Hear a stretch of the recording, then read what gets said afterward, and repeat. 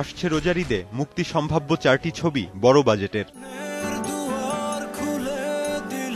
পদ্মপাতার জল 4.5 কোটি, আরও ভালোবাসবো তোমায় প্রায় 2 কোটি, 1.5 কোটি টাকার ছবি লাভ ম্যারেজ এবং অগ্নি 2 7 কোটি টাকা বাজেটের ছবি বলে জানিয়েছেন ছবিগুলোর প্রযোজকেরা। কিন্তু লগ্নিকৃত টাকা তুলতে যে সংখ্যক প্রেক্ষাগৃহ প্রয়োজন সেই পরিমাণ হল নেই এখন।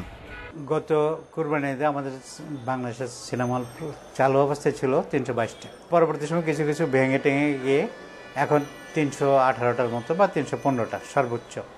কোনো সিনেমা হল নেই। সারা দেশে এবছরে এমন জেলার সংখ্যা 8টি, আর 11টি জেলায় রয়েছে মাত্র 1টি করে প্রেক্ষাগৃহ।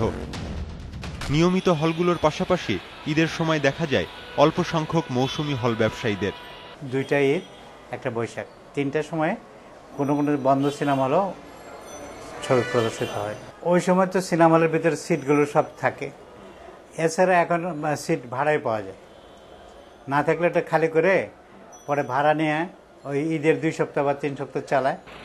মানসম্মত ছবি নির্মিত না হওয়াই প্রেক্ষাগৃহ কমে যাওয়ার প্রধান কারণ বলছেন চলচ্চিত্র সংশ্লিষ্টরা।